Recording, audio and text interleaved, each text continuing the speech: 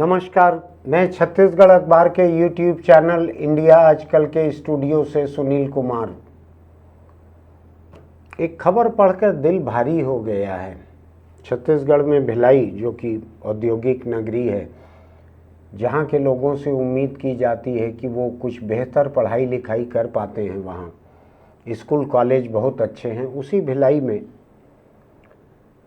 लगा हुआ गांव एक है। उसमें एक बच्ची 9 साल की अपने भाई बहन के साथ कैरम खेल रही थी घर में। जैसा कि भाई बहन के बीच होता है, कोई झगड़ा हो गया, बहस हो गई, साथ के बच्चों ने मना कर दिया कि हम नहीं खिलाएंगे। 9 साल की बच्ची ने जाके बगल के कमरे में फंदा डालकर खुदकुशी कर ली। मन भारी हो जा रहा है इस पर बात करते हुए। मैं देख देख कर थक जा रहा हूँ। तकरीबन हर 15 दिन महीने में मेरे आसपास की ही कोई न कोई ऐसी खबर आती है कि किसी छोटे बच्चे ने खुदकुशी कर ली। अभी ज़्यादा दिन नहीं हुआ है, जरा से दिन पहले, शायद एक हफ्ते के भीतर ही मोबाइल फ़ोन वगैरह को लेके एक बच्चे ने खुदकुशी कर ली। कई माँ बाप कहते हैं कि इतना ज़्यादा मोबाइल पे मत खेलो, गेम मत खेलो, वीडियो मत देखो, थोड़ा पढ़ाई कर लो, तो खुदकुशी कर ली। बढ़ते चल रहा है ये सिलसिला।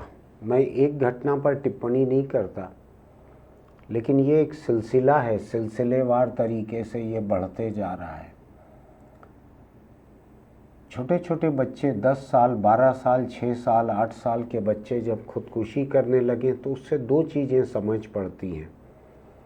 एक तो यह है कि उनको मालूम है कि खुदकुशी से जान दी जा सकती है, अपने आप को ख़त्म किया जा सकता है। दूसरा यह है कि अपनी किसी फरमाइश को लेके, अपनी किसी शिकायत को लेके, अपनी नाराज़गी को लेके वो इतने विचलित हो जाते हैं कि वो खुदकुशी की हद तक पहुंच जाते हैं। अब मैं ये भी नहीं समझ पा रहा हूं कि 9 बरस के बच्चे खुदकुशी के बारे में जानते कहाँ से हैं। अखबारों में रोज़ खुदकुशी की खबरें छपती हैं, क्या वहाँ पे वो पढ़ते हैं इन खबरों को? क्या टेलीविज़न के न्यूज़ बुलेटिन में देखते हैं इसको? क्या आसपास मोहल्ले में कहीं कोई ऐसी घटना होती है तो चर्चा में उनको सुनाई पड़ता है? मुझको मेरे इस उम्र के बचपन की याद है कि मैं 9 बरस का रहा होऊंगा, तो शायद मुझको कत्ल या खुदकुशी इन दोनों के ही बारे में नहीं मालूम था। बलात्कार का तो शब्द भी शायद हमने सुना नहीं था। उस वक्त बहुत कम होते होंगे और अखबारों में छपते नहीं होंगे। छोटे बच्चे अखबार पढ़ते नहीं थे। 9 बरस की उम्र में मैं तो अखबार नहीं पढ़ता था, तो मुझको बहुत सारी चीज़ें ऐसी पता नहीं लगती थी उस वक्त। लेकिन अब वक्त बदल गया है। अब मुझको लगता है कि टेलीविज़न पर कुछ परिवारों में तो मैंने बच्चों को देखा है, इसी उम्र के आसपास के बच्चे कुछ हॉरर शो भी देखते हैं अपने माँ बाप की मेहरबानी से, उनकी इजाज़त से। कोई क्राइम का शो देखते हैं, कोई हॉरर शो देखते हैं टेलीविज़न पर। जाहिर है उसमें हत्या, आत्महत्या, इन सब का जिक्र रहता होगा। क्यों देखने देते हैं? तो मुझको कुछ एक माँ बाप ने ये तर्क दिया कि जुर्म की जानकारी रहने से वो जुर्म से बच सकेंगे, कोई मुजरिम उनके खिलाफ जुर्म करेंगे तो बच सकेंगे।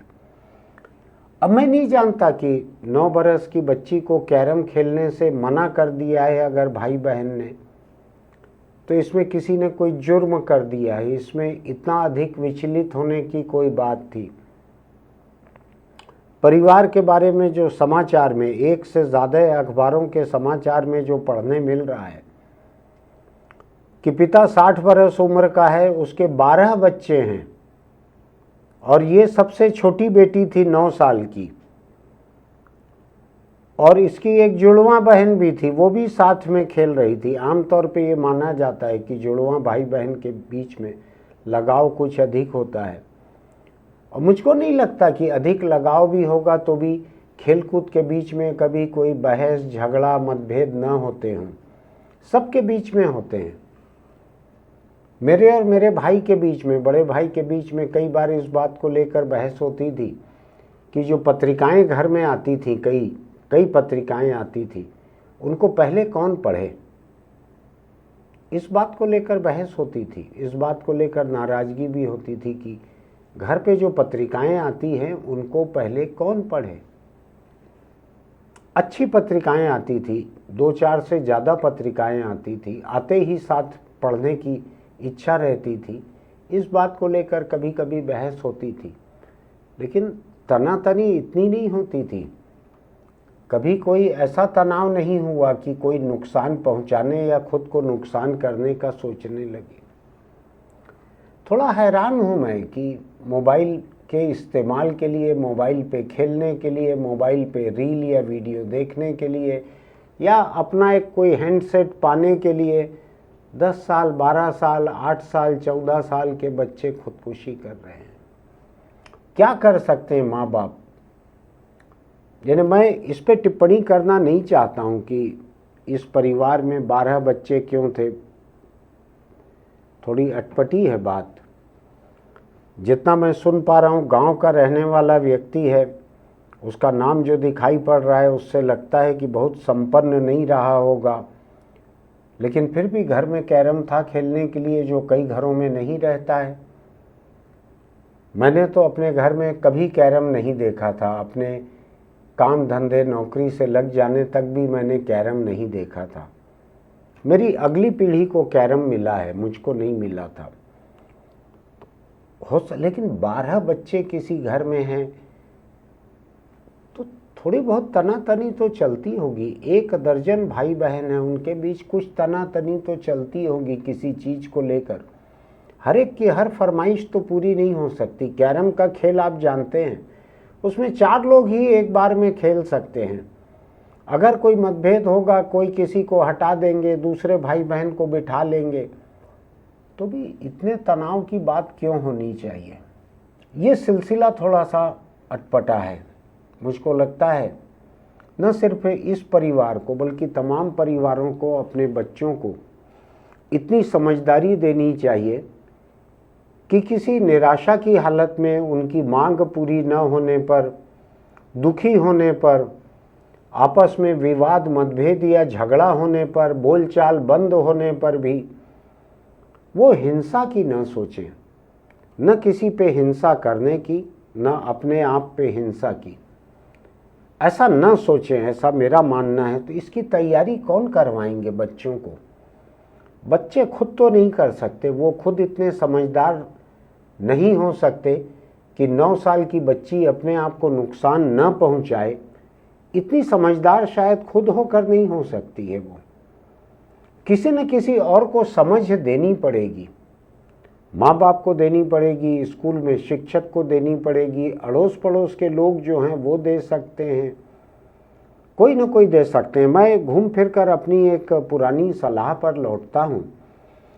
मेरा ये मानना है कि जितने तरह की पारिवारिक हिंसा हो रही है छत्तीसगढ़ में, मैं खासकर यहीं के संदर्भ में कह रहा हूँ क्योंकि यहाँ की खबरों को मैं 24 घंटे देखता हूँ।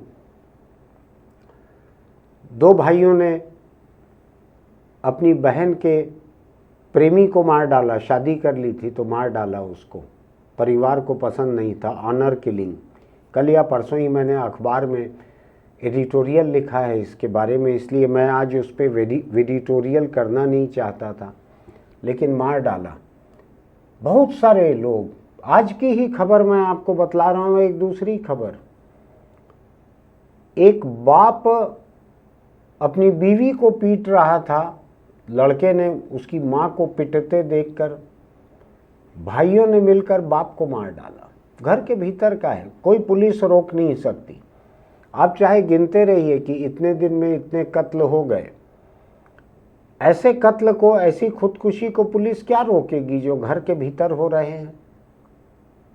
2 भाई अगर तय कर लें हमारा बाप माँ को पीटता है, हमको बाप को मार डालना है, और उन्होंने मार डाला, घर के बाहर के कौन व्यक्ति उसको रोक सकते हैं। कोई अड़ोसी पड़ोसी चीख चिल्लाहट सुने आके रोकें, उसके पहले तो मार डालेंगे।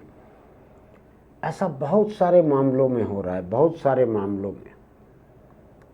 मुझको ऐसा लगता है कि सरकार और समाज को मिलकर इस नौबत को सुधारने के लिए ठोस कोशिश करनी होगी। अकेली सरकार नहीं कर सकती, पुलिस तो बिल्कुल ही नहीं कर सकती। पुलिस का ये काम ही नहीं है कि लोगों को हत्या या आत्महत्या की सोच से दूर करे, उनकी उस सोच को दूर करे। ये पुलिस का काम नहीं हो सकता। पुलिस का काम तो शुरू ही होता है किसी जुर्म को बचाने की अगर गुंजाइश हो तो जुर्म को रोकने की कोशिश करे पुलिस, वरना परिवार के भीतर की हिंसा के जुर्म अगर हो चुके हैं तो उस जुर्म को सुलझाने की कोशिश करे, गिरफ्तारी करे, कोर्ट में पेश करे, सजा हो, जेल पहुंचा दे, काम खत्म हुआ पुलिस का।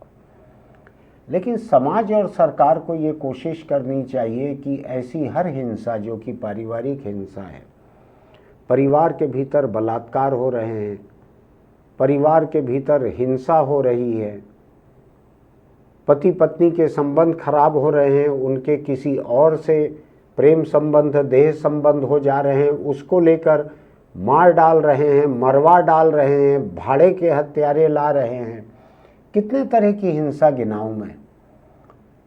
मुझको लगता है कि थानों में, महिला थाने में पति पत्नी के झगड़े में उनको बैठाकर जो परामर्श देने की जो कोशिश होती है वो भी बिल्कुल सही तरीका नहीं है। थाना कभी भी परामर्श की जगह नहीं हो सकता।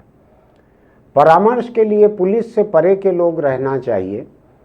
रहते हैं, पुलिस थाने में भी रहते हैं, लेकिन उसमें और विशेषज्ञ, परामर्श के विशेषज्ञ लोग रहने चाहिए। इस मामले को पुलिस से परे भी ले जाना चाहिए। तो मैं जिस बात पे आ रहा था वो ये है, मुझको लगता है कि सरकार को परामर्शदाताओं की संख्या राज्य में इतनी बढ़ा देनी चाहिए कि जिसके दिल दिमाग में कोई तनाव है वो जा सकें, किसी परामर्शदाता से बात कर सकें। हमने देखा हुआ है छत्तीसगढ़ में बिल्कुल 5वीं तक पढ़ी हुई या शायद उतनी भी न पढ़ी हुई महिलाओं को मितानिन बनाया गया।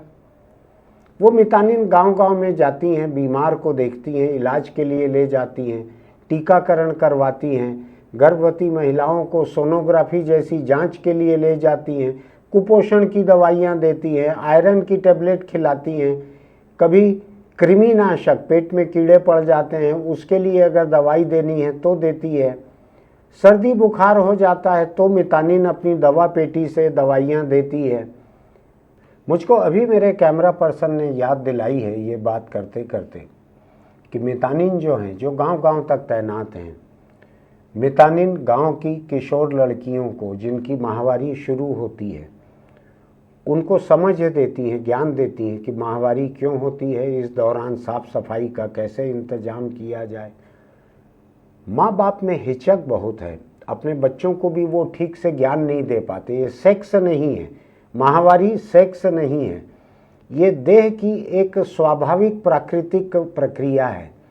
माँ बाप अपने बच्चों को तैयार नहीं कर पाते, बच्चियों को तैयार नहीं कर पाती माताएं भी। मितानिन उसमें मददगार रहती है।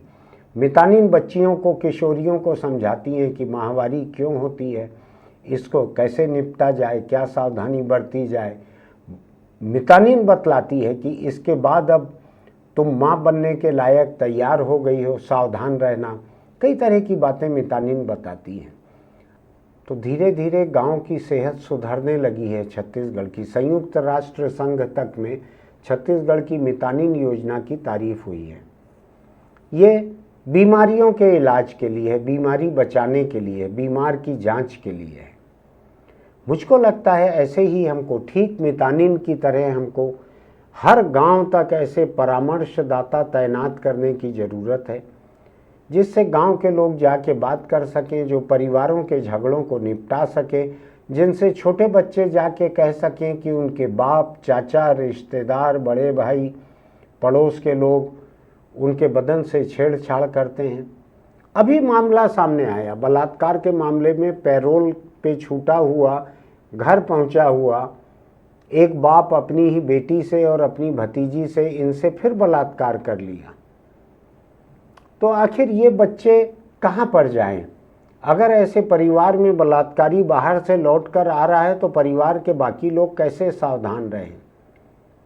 ऐसे कई तरह की चीज़ों में एक पारिवारिक परामर्श की, एक निजी परामर्श की बहुत संभावना है कि उससे समाज में हिंसा कम हो सकती है। तो हिंसा सिर्फ एक जिंदगी जाने तक सीमित नहीं है। हिंसा परिवार के भीतर इतने तरह के निराशा, अवसाद, कुंठा, इतने तरह के नकारात्मक प्रभाव पैदा करती है कोई भी हिंसा, कि उससे हत्या, आत्महत्या से परे के भी बहुत सारे नुकसान होते हैं जो कि पुलिस के आंकड़ों में सामने नहीं आते हैं। बच्चों के पढ़ाई लिखाई पे असर होता है, व्यक्तित्व विकास पर असर होता है, परिवार की उत्पादकता खत्म हो जाती है, कई तरह के नुकसान होते हैं परिवारों को। मुझको ऐसा लगता है कि जितने विश्वविद्यालय हैं वहाँ पे मनोविज्ञान के जो विभाग हैं, उन विभागों में मनोवैज्ञानिक परामर्श के कोर्स उसी तरह चलाने चाहिए जैसा कि स्कूलों में पढ़ाने के लिए शिक्षकों के लिए बीएड के कोर्स चलते हैं। बीएड के हैं, डीएड के हैं, कई तरह के कोर्स चलते हैं। ऐसे कोर्स के बाद में ही किसी को शिक्षक बनने का मौका मिलता है। मुझको लगता है कि योग की शिक्षा के लिए कहीं कहीं शिक्षक प्रशिक्षक तैयार करने की बात होती है। मुझको लगता है परामर्शदाता तैयार करने के लिए किसी भी राज्य की सरकार को अपने राज्य के हर विश्वविद्यालय में ऐसे विभाग तैयार करने चाहिए। अगर वहाँ शिक्षक कम हैं तो बढ़ाने चाहिए, और वहाँ पर 6 महीने के, साल भर के मनोवैज्ञानिक परामर्श के ऐसे कोर्स चलाने चाहिए। मैं उसकी सीमा तय नहीं कर रहा हूँ, हो सकता है 2 साल से कम में ऐसा कोर्स न हो सकता हो। ये तैयार करके ऐसे लोगों को शिक्षक बनने में भी प्राथमिकता देनी चाहिए ताकि एक परामर्शदाता एक गांव तक, एक कस्बे तक पहुंच जाए, चाहे वो स्कूल टीचर रहे, और सरकार उनको कुछ भत्ता दे, अलग से उनको प्रोत्साहन दे कि आपके पास जो लोग आते हैं स्कूल के समय के अलावा भी आप उनको परामर्श दीजिए। आपको लगे तो आप 150 रुपये उनसे फीस ले लीजिए, लेकिन परामर्श का काम कीजिए। मुझको लगता है कि परामर्श देना एक ऐसा हुनर है जिससे समाज में बहुत सारी हिंसा घट सकती है, बहुत सी नकारात्मकता घट सकती है।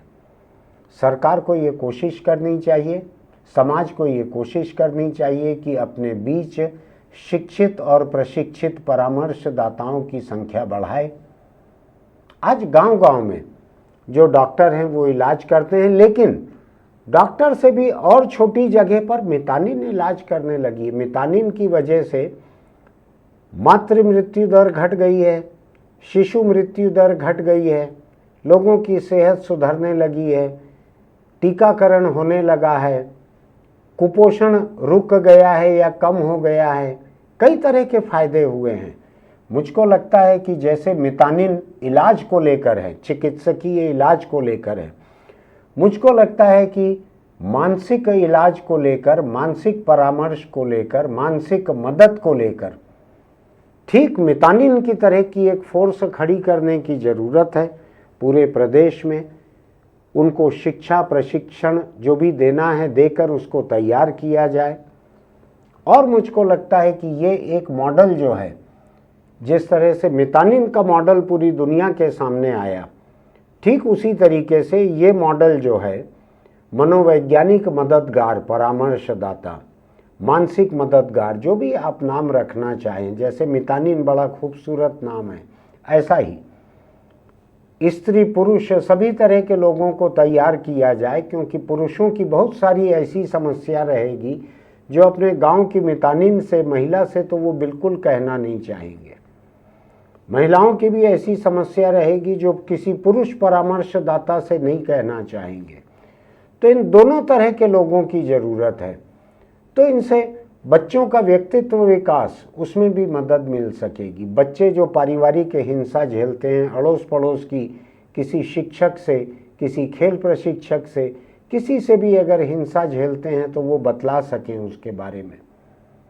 सरकार से मेरी अपील है कि इस बारे में बिल्कुल ही तत्काल सोचने की ज़रूरत है, क्योंकि आज अगर आप परामर्श देने की एक फौज तैयार करना चाहते हैं तो ऐसे शिक्षण प्रशिक्षण में कोर्स तैयार करना, वहाँ पे सिखाने वाले प्राध्यापक शिक्षक तैयार करना, इसमें साल 2 साल ऐसे ही गुजर जाएंगे।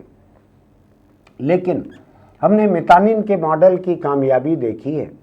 मुझको लगता है कि हमको पूरे प्रदेश में मानसिक मितानिन की एक ज़रूरत है, एक परामर्शदाता मितानिन की ज़रूरत है, एक मददगार मितानिन की ज़रूरत है।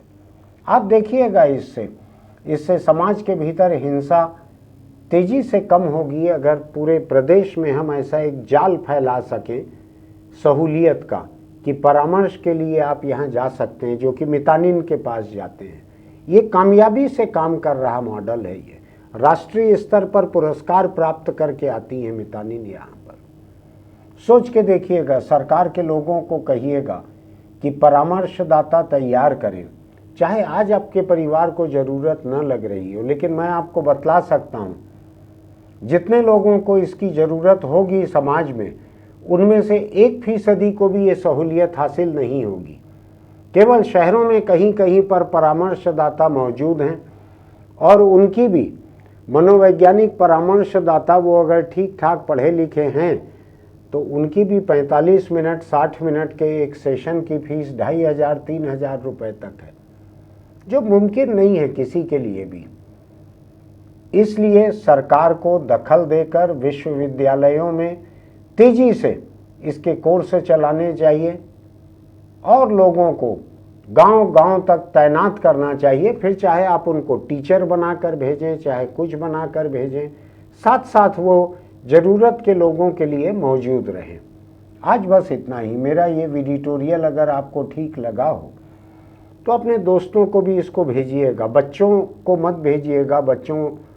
बच्चों में मेरे दर्शक भी नहीं हैं, लेकिन बड़े लोगों के सोचने की बात है।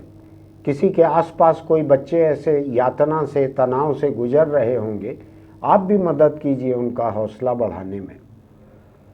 आपको अगर ये अच्छा लगता है तो हमारे YouTube चैनल इंडिया आजकल को सब्सक्राइब कीजिए, नोटिफिकेशन की बटन दबाइए, कमेंट बॉक्स में इस मुद्दे पर या मैं जो कह रहा हूँ उस पर अगर आपको कहना हो तो उसमें लिखिए।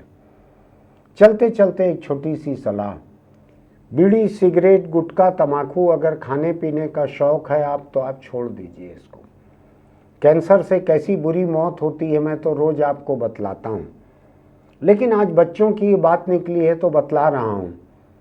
जो माँ बाप तंबाकू को किसी भी शक्ल में खाते पीते हैं, उनके बच्चों का तंबाकू खाना पीना अधिक खतरा रहता है उनका। अगर आप बीड़ी सिगरेट पीते हैं तो मान के चलिए कि आपके बच्चे आपके पीठ पीछे कभी शुरू करेंगे बीड़ी सिगरेट पीना। आप बूढ़े हो जाएंगे तो आपके सामने भी पीते रहेंगे। तंबाकू को छोड़ दीजिए। तंबाकू से मौत जुड़ी हुई है जो किसी को भी नहीं छोड़ती। फिर मिलेंगे।